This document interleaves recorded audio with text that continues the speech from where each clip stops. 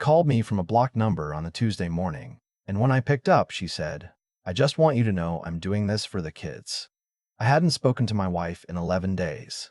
Not since I found the hotel receipt in her coat pocket and she told me it was for a work conference. Not since I pulled up the credit card statement and saw 4 nights at the Marriott in Nashville billed to our joint account during a week she told me she was visiting her mother in Dayton. I said, "What kids? Our kids are grown." She hung up. That was 3 months ago. I'm getting ahead of myself. Let me back up. My name is not important. What's important is that I was 51 years old, I had a decent job in commercial insurance, I coached youth baseball on weekends, and I believed, genuinely believed, that my marriage of 23 years was a real thing. Not perfect, not even especially happy in the last few years, but real. The kind of thing you don't walk away from because you made a promise, and you keep your promises. My wife's name is Diane. She was 48.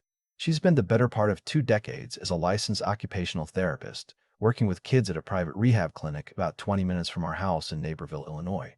She was good at her job. People respected her. I respected her. We'd had rough patches. What couple married that long hasn't? Our youngest had left for college 3 years earlier, and I think both of us felt the particular silence that falls on a house when it's suddenly just the two of you again. We tried a few sessions with a marriage counselor. She'd stopped going after the 3rd session, said it felt performative. I kept going alone for a while, mostly because I didn't know what else to do with the feeling that I was slowly disappearing inside my own home. I should have paid more attention to that feeling. The receipt I found was dated 8 weeks before that phone call. A Thursday checkout. She told me the week before that she was driving down to Dayton because her mother had a procedure. Nothing serious, just outpatient, but she wanted to be there. I offered to come. She said no, she'd be fine. It was just a few nights. I stayed home, grilled chicken by myself 2 nights in a row, watched baseball, fed the dog. She came back Sunday evening. She seemed lighter somehow. I thought the time away had done her good. Then her coat came home from the dry cleaner, and the receipt was still in the inside pocket. I stood in the kitchen for a long time holding that piece of paper. The Marriott on West End Avenue, Nashville. Check-in Thursday, check-out Sunday. 1 room, $219 a night. I didn't confront her that night. I don't know why. I put the receipt in my desk drawer, and I went to bed next to her. And I stared at the ceiling, and I thought about every conversation we'd had in the past year. Every weekend she'd come home tired. Every text she'd tilted away from me to answer. I'm not a dramatic person by nature. I'm the kind of man who processes things slowly. But I'm also the kind of man who, once I understand something, acts on it. I spent the next 2 weeks quietly documenting. I wasn't proud of it. I pulled the full credit card history. I checked the mileage on her car. I'm not going to pretend it felt like anything other than what it was. A man trying to find out if his life was what he thought it was. What I found was this. Over the previous 14 months, there were 11 separate trips I hadn't known about. Not all of them long. Some were just a single night. A hotel in Indianapolis. A cabin rental in the Wisconsin Dells. 2 nights at a boutique place in Louisville. She'd paid for most of them with a credit card I hadn't known existed. A card in her name only. Statements going to her work email. 11 trips. 14 months. All while I was coaching baseball, eating grilled chicken alone, and believing my marriage was a real thing. I hired a private investigator. A woman named, well, it doesn't matter what her name was. She was thorough and professional, and within 2 weeks she'd given me what I needed. Photographs, timestamps, the name of the man my wife had been seeing. He was 44, a sales director for a medical device company based in St. Louis. He traveled frequently. They'd apparently met at a conference 3 years earlier. 3 years. I want you to sit with that for a moment. 3 years of a parallel life, running right alongside the one we were living together. I called my attorney before I said a single word to my wife. My attorney, who had handled a few business matters for me over the years, referred me to a family law specialist in our county. I met with her twice before I did anything else. She walked me through everything methodically. The assets, the timeline, the documentation I'd already gathered. She told me that my approach of staying quiet while I organized information had been the right one, whether I'd known it or not. People who confront first, she told me, give the other side time to move money, hide accounts, change narratives. You didn't do that. I hadn't done it out of strategy. I'd done it because I was still hoping I was wrong. But I wasn't wrong, and now I had a plan. There was one complication I hadn't anticipated, and it's the thing that changed this from a painful divorce into something significantly more complicated. My wife had, for the last 3 years, been working part-time as a real estate agent on weekends. She'd mentioned it casually about 2 years into it, said she wanted something of her own outside of the clinic. I'd been supportive. I didn't ask many questions.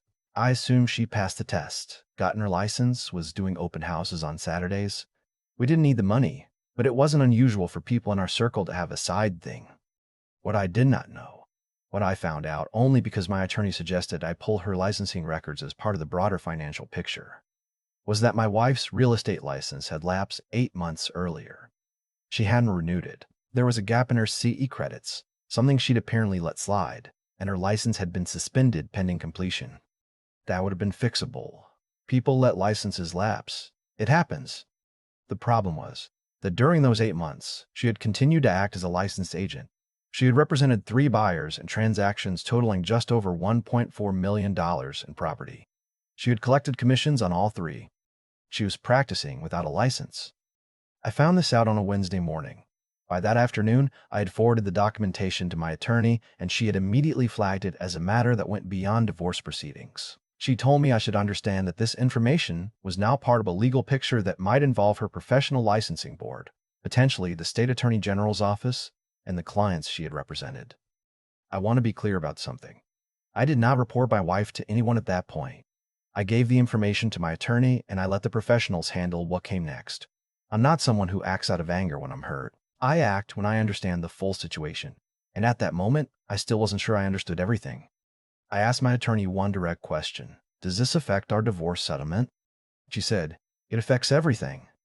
I went home that night and had dinner with my wife. We talked about nothing.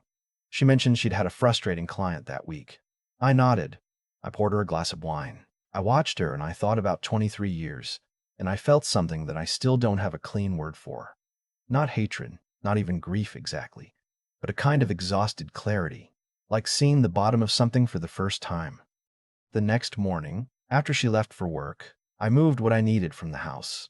Documents, some personal items, things I couldn't replace, and I went to stay with my brother in Wheaton. I left her a letter on the kitchen table. 3 sentences. I told her I knew about Nashville and the 11 other trips. I told her I knew about the license. I told her my attorney would be in contact. She called me 17 times between noon and 7 that evening. I didn't answer. She called my brother's house. He told her I wasn't available. She drove to my brother's house. I watched from the upstairs window while she stood on the porch for about 8 minutes, rang the doorbell twice, and then sat in her car at the curb for a while before driving away. I felt nothing, and that frightened me a little because I had expected to feel more. The formal divorce petition was filed that Friday. What followed was 4 months of legal process that I don't need to walk you through in granular detail because the broad strokes are what matter. She got a lawyer. A good one, actually. There were the usual back-and-forth negotiations over the house, the retirement accounts, the car, the dog. The licensing issue moved on its own track entirely. My attorney had, through the process of standard discovery, been required to disclose the documentation, and from there it went places I couldn't control. 2 of the 3 buyers she had represented filed complaints with the state licensing board. The third didn't, as far as I know.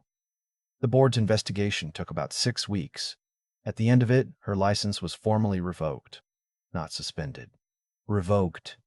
Then one of the buyers, a couple who had purchased a property in the western suburbs based partly on my wife's representations about the neighborhood and school zoning, filed a civil suit.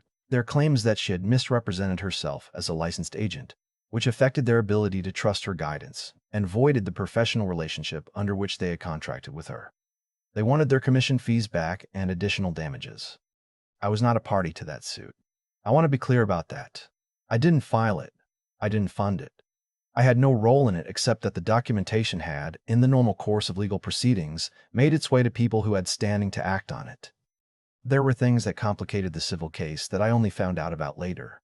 The sales director from St. Louis, the man she had been seeing for 3 years, had apparently been aware of the licensing situation. There are limits to what I know here, and limits to what I'll say. But I was told secondhand that he had been, at various points, something like a silent partner in a few of her deals, doing what she couldn't do under a lapsed license while she maintained the client relationships. I don't know the full extent of it. I don't think the licensing board had the full picture either. What I do know is that by the time my divorce was finalized, he was no longer in the picture at all. She had called him, apparently, when the licensing board investigation began. He had, I am told, been less than supportive. He had a career to protect, a company that did significant business in regulatory-sensitive industries, and a public profile he wasn't willing to compromise. He had withdrawn from the situation in a way that left my wife exposed on multiple fronts simultaneously. She called me once during this period. This was the block number call I mentioned at the beginning. And she said she was doing it for the kids. Our youngest is 22 and lives in Denver. Our oldest is 25 and is a nurse in Cleveland. I called both of them before any of this became public. I gave them the facts plainly, without editorializing. I told them I loved them, and that none of this changed what their mother and I both felt about them. My youngest cried. My oldest said, "Dad, I'm not surprised." That was harder to hear than the crying. The divorce was finalized in late spring. We sold the house and split the equity. I came out of the retirement division about where I expected to. She kept her car and I kept mine. We split the dog, which is a strange sentence to type. But our youngest came up from Denver and took him. And honestly, I think that was the right outcome for the dog. She lost her job at the clinic about 2 months after the license was revoked. I don't know the precise sequence of events there, whether the clinic initiated it or she resigned. I heard through mutual friends that she'd moved in with her mother in Dayton, which is where she'd supposedly been that spring when she was actually in Nashville. The civil case settled out of court. I don't know the terms. The sales director from St. Louis kept his job, as far as I know, kept his title. I've never spoken to him, and I have no interest in doing so. There's a version of this story where he's the villain, and she's the victim of a man who used her and left her when things got difficult. I understand why someone might tell it that way. But she made her choices. She made them for 3 years, deliberately, while I was home feeding the dog and coaching other people's kids on how to play a game where the whole point is to eventually come back to where you started.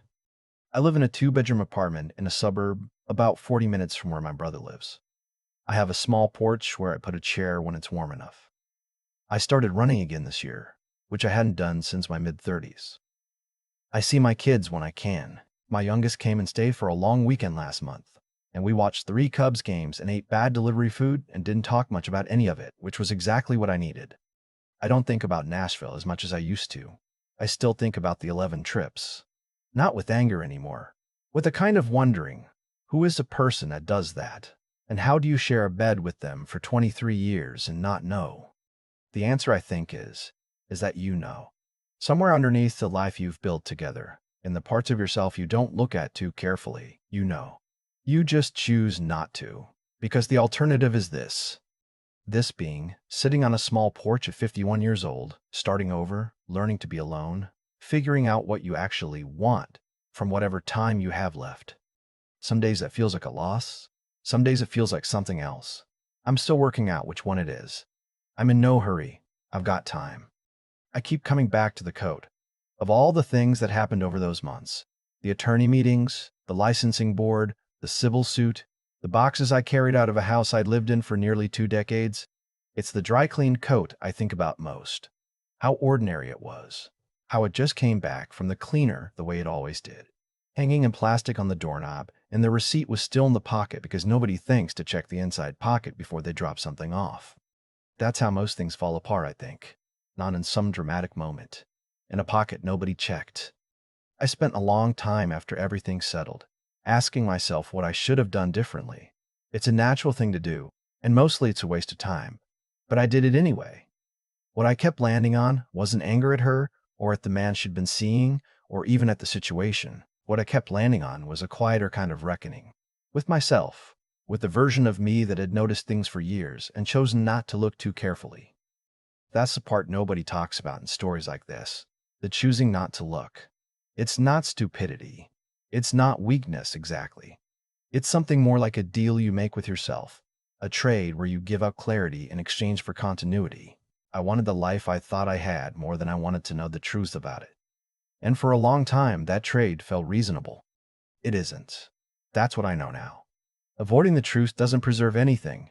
It just delays the cost and adds interest.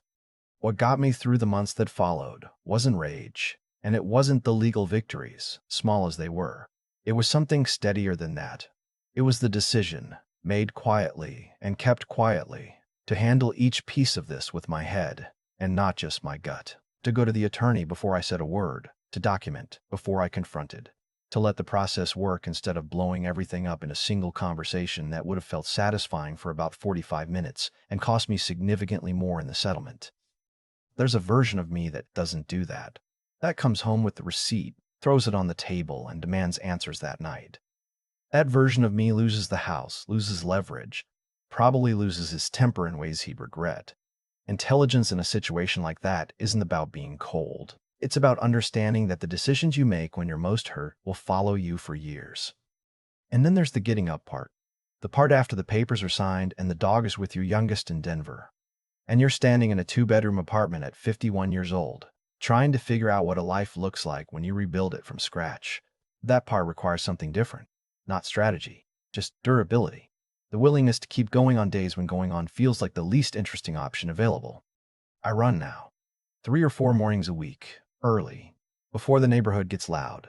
I didn't run for 15 years. I started again because I needed something that was only mine. Something that required nothing from anyone else. Something where the only question was whether I would show up or not. Most mornings, I show up. That's not a metaphor. It's just what I do now. And some days it's enough.